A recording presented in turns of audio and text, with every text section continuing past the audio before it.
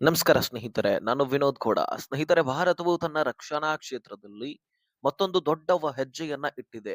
ಹೌದು, ವಿದೇಶಗಳಿಂದ ರಕ್ಷಣಾ ಸಾಮಾನುಗಳನ್ನ ಖರೀದಿಸುವುದನ್ನ ಕಡಿಮೆ ಮಾಡಲು ಕೇಂದ್ರ ಸರ್ಕಾರ 405 ರೀತಿಯ ರಕ್ಷಣಾ ವಸ್ತುಗಳ ಆಮದಿನ ಮೇಲೆ ನಿಷೇಧ ಹೇರಿದೆ.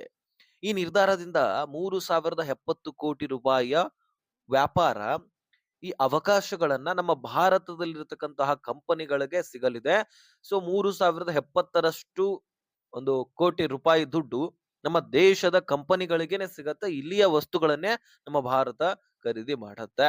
ಸೊ ಹಾಗಾದ್ರೆ ಬನ್ನಿ, ಏನಿದು ವಿಷಯ ಎಲ್ಲವನ್ನೂ ಕೂಡ ಸಂಪೂರ್ಣವಾಗಿ ವಿವರಿಸ್ತಾ ಹೋಗ್ತೀನಿ.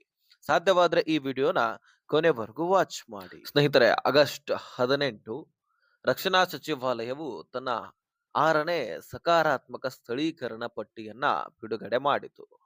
ಈ ಪಟ್ಟಿಯ ಪ್ರಕಾರ ಹೋರಾಟ ವಿಮಾನಗಳು, ಹೆಲಿಕಾಪ್ಟರ್ಗಳು, ಯುದ್ಧ ನೌಕೆಗಳು, ಟ್ಯಾಂಕ್ಗಳು, ಯುದ್ಧ ವಾಹನಗಳು ಮತ್ತು ಕ್ಷಿಪಣಿ ಒಂದು ವ್ಯವಸ್ಥೆಗಳಿಗೆ ಬೇಕಾಗುವಂತಹ 405 ಪ್ರಮುಖ ಬಿಡಿಭಾಗಗಳು ಮತ್ತು ಬಿಡಿ ಭಾಗಗಳನ್ನು ಇನ್ನು ಮುಂದೆ ವಿದೇಶಗಳಿಂದ ಆಮದು ಮಾಡಿಕೊಳ್ಳುವುದಲ್ಲಿ ಒಂದು ಸಾಧ್ಯವಿಲ್ಲ ಅಂತ ತಿಳಿಸಿದ್ದಾರೆ.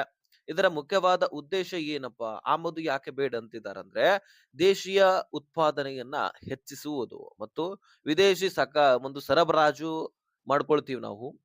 ಸೊ ಅದರ ಮೇಲಿನ ಅವಲಂಬನೆಯನ್ನ ಕಡಿಮೆ ಮಾಡುವುದು. ಈಗಾಗ್ಲೇ ನಾವು ಆಮದುವನ್ನ ಮಾಡ್ಕೊಳ್ತೀವಲ್ಲ, ಸೊ ಅದನ್ನ ಕಡಿಮೆ ಮಾಡ್ಬೇಕನ್ನುವಂಥದ್ದು ಈಗ ಕೇಂದ್ರ ಸರ್ಕಾರದ ಉದ್ದೇಶ. ಇದರಿಂದ ಡಾಲರ್ನ ಬೆಲೆ ಹೆಚ್ಚಾಗುತ್ತೆ ಮತ್ತು ನಮ್ಮ ರುಪೀಸ್ ಕಡಿಮೆ ಆಗತ್ತೆ. ಜೊತೆಗೆ ಕರೆನ್ಸಿ ಮೌಲ್ಯ, ಡಾಲರ್ಗಳ ಮೌಲ್ಯ ಎಲ್ಲವೂ ಕೂಡ ಹೆಚ್ಚಾಗ್ತಾ ಹೋದಾಗ ನಮ್ಮ ದೇಶದ ಮೇಲೆ ಹೆಚ್ಚಿನ ಒಂದು ಹೊರೆ ಬೀಳತ್ತೆ. ಇನ್ನು ರಕ್ಷಣಾ ಸಚಿವಾಲಯ ಹೇಳಿರುವಂತಹ ಪ್ರಕಾರ ಈ 405 ವಸ್ತುಗಳನ್ನು ಸ್ಥಳೀಯವಾಗಿ ತಯಾರಿಸಲು ಡಿಸೆಂಬರ್ 2026ರಿಂದ ಡಿಸೆಂಬರ್ 2029ರವರೆಗೆ ಕಾಲಮಿತಿ ನೀಡಲಾಗಿದೆ. ಒಮ್ಮೆ ಭಾರತದಲ್ಲಿ ಯಶಸ್ವಿಯಾಗಿ ತಯಾರಾದ ನಂತರ ಇವುಗಳನ್ನ ಭಾರತೀಯ ಕೈಗಾರಿಕೆಗಳಿಂದಲೇ ಖರೀದಿಸಲಾಗುತ್ತದೆ. ನಮ್ಮ ಭಾರತೀಯ ಕಂಪನಿಗಳಿಂದಲೇ ಈ ಎಲ್ಲ ವಸ್ತುಗಳನ್ನ ನಾವು ಖರೀದಿ ಮಾಡ್ತೀವಿ. ಬೇರೆ ಕಡೆಯಿಂದ ನಾವು ಆಮದು ಮಾಡ್ಕೊಳ್ಳೋದಿಲ್ಲ ಅಂತ ಇಲ್ಲಿ ಸರ್ಕಾರ ತಿಳಿಸ್ತಾ ಇರುವಂತದ್ದು. ಹಾಗಾದ್ರೆ ಯಾವ ಯಾವ ವಸ್ತುಗಳನ್ನ ನಮ್ಮ ಭಾರತದಲ್ಲಿ ತಯಾರಿಸಲಾಗುತ್ತೆ, ಆ ಪಟ್ಟಿಯನ್ನ ನೋಡ್ತಾ ಹೋಗೋಣ.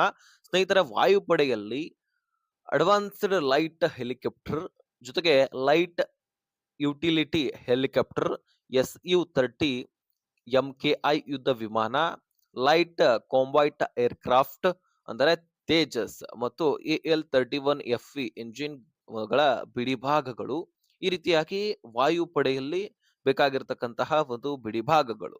ಜೊತೆಗೆ ಸೇನೆಯಲ್ಲಿ T-72, T-90 ಟ್ಯಾಂಕ್ಗಳು ಮತ್ತು BMP-11 ಯುದ್ಧ ವಾಹನಗಳ ಬಿಡಿಭಾಗಗಳು, ನೌಕಾಪಡೆಯಲ್ಲಿ ಯುದ್ಧ ನೌಕೆಗಳ ಬಿಡಿಭಾಗಗಳು, ಕ್ಷಿಪಣಿ ಒಂದು ವ್ಯವಸ್ಥೆಯಲ್ಲಿ ಸಾಕಷ್ಟು ಬಿಡಿಭಾಗಗಳು ಬೇಕಾಗಿರುವಂತದ್ದು, ಭೂ ಆಧಾರಿತ ಕ್ಷಿಪಣಿಗಳ ಬಿಡಿಭಾಗಗಳು, ಶ್ರೇಣಿಯ ಭೂ ಒಂದು ಬಿಡಿಭಾಗಗಳು, ಇತರೆ ಒಂದು ಸಾಮಾನ್ಯವಾಗಿ ಹಲವಾರು ವಸ್ತುಗಳು ಹತ್ತವೆ. ಈಗ ರಡಾರ್ ಆಗಿರ್ಲಿ, ಸೋನಾರ್ ಆಗಿರ್ಲಿ, ಅಗ್ನಿ ನಿಯಂತ್ರಣ ವ್ಯವಸ್ಥೆ ಆಗಿರ್ಲಿ, ಉಪಗ್ರಹ ಸಂವಹನದ ವ್ಯವಸ್ಥೆಯಲ್ಲಿ, ಸೊ ಟ್ಯಾಂಕ್ ವಿರೋಧಿ ಮದ್ದು ಗುಂಡುಗಳಾಗಿರ್ಲಿ ಮತ್ತು ಇತರೆ ನಿರ್ಣಾಯಕಾರಿ ಉಪಕರಣಗಳು ಬೇಕಾಗಿರ್ತವೆ. ಸೊ ಇಂತಹ ಎಲ್ಲ ಉಪಕರಣಗಳನ್ನ ನಮ್ಮ ಭಾರತದಲ್ಲಿ ತಯಾರು ಮಾಡಬೇಕು ಅನ್ನುವಂಥದ್ದು ನಮ್ಮ ಭಾರತದ ಅಂದ್ರೆ ಕೇಂದ್ರ ಸರ್ಕಾರದ ಉದ್ದೇಶ ಆಗಿದೆ. ಈ 405 ವಸ್ತುಗಳಲ್ಲಿ 389 ವಸ್ತುಗಳನ್ನ ರಕ್ಷಣಾ ಸಾರ್ವಜನಿಕ ವಲಯ ಕಂಪನಿಗಳು ಆಮದು ಮಾಡಿಕೊಳ್ಳುತ್ತಿದ್ದವು ಮತ್ತು 16 ವಸ್ತುಗಳನ್ನ ಭಾರತೀಯ ಕೋಸ್ಟ್ ಗಾರ್ಡ್ ಆಮದು ಮಾಡಿಕೊಳ್ತಾ ಇತ್ತು.